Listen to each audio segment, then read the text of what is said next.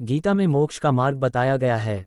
अध्याय 4 के श्लोक 33, 34 तथा 35 का भाव है कि गीता दाता ने अर्जुन से कहा है, अर्जुन, इस प्रकार पूर्ण परमात्मा के ज्ञान को व समाधान को जानने वाले उन संतों के पास जा। उनको आदीनी पूर्वक आदर के साथ दंडवत प्रणाम कर प्रेम व विनय पूर्वक उस परमात्मा का मार्ग पूछ। फिर वे संत पूर्ण परमात्मा को पाने की विधि अर्थात ओम तत्सत का मंत्र बताएंगे, जिसको जानकर तू फिर इस प्रकार अज्ञान रूपी मोह को प्राप्त नहीं होगा।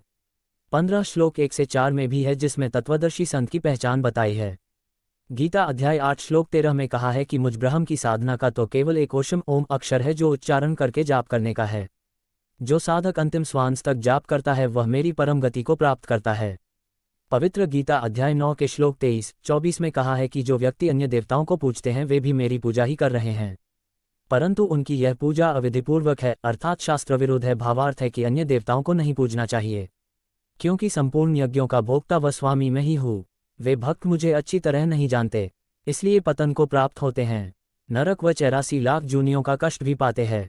पवित्र गीता अध्याय 16 श्लोक 23-24 में मना किया है कि जो शास्त्र विधि त्याग कर मनमाना आचरण पूजा करते हैं वे न तो सुख को प्राप्त करते हैं, न परमगति मोक्ष को, तथा न ही कोई कार्य सिद्ध करने वाली सिद्धि को ही प्राप्त करते हैं, अर्थात जीवन व्यर्थ कर जाते हैं। इसलिए अर्जुन, तेरे लिए कर्तव्य जो साधना के कर्म करने योग्य हैं तथा अकर्तव्य जो साधना के कर्म नहीं करने योग्य हैं की व्यवस्था नियम में शास्त्र ही प्रमाण हैं, अन्य साधना वर्जित हैं। गीता अध्याय 17 श्लोक 23 में कहा है कि पूर्ण परमात्मा की प्राप्ति का केवल 3 मंत्रों 3 ओम तत्सत के जाप का ही निर्देश है।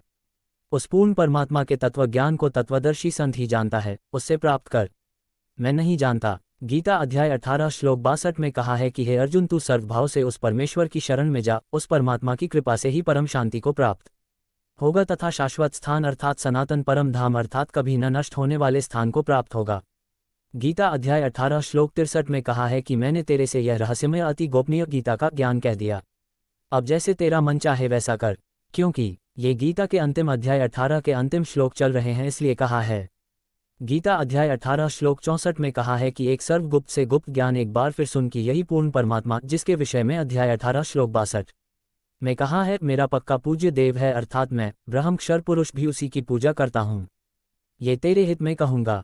गीता अध्याय 18 श्लोक 66 में कहा है कि यदि एक उस अद्वितीय अर्थात जिसकी तुलना में अन्य न हो, उस एक सर्वशक्तिमान सर्व ब्रह्मांडों के रचनहार सर्व के धारण पोषण करने वाले परमेश्वर की शरण में जाना है, तो मेरे स्तर की साधना जो ओम नाम के जाप की कमाई तथा अन्य धार्मिक शास्त्र अनुकूल यज्ञ साधनाएं मुझ में छोड़न, जिसे तू मेरे ऋण से मुक्त हो जाएगा, उस एक अद्वितीय अर्थात जिसका कोई सानी नहीं है कि शरण में व्रज जा, मैं तुझे सर्व पापों काल के ऋणों से मुक्त कर दूंगा, तू चिंता मत कर।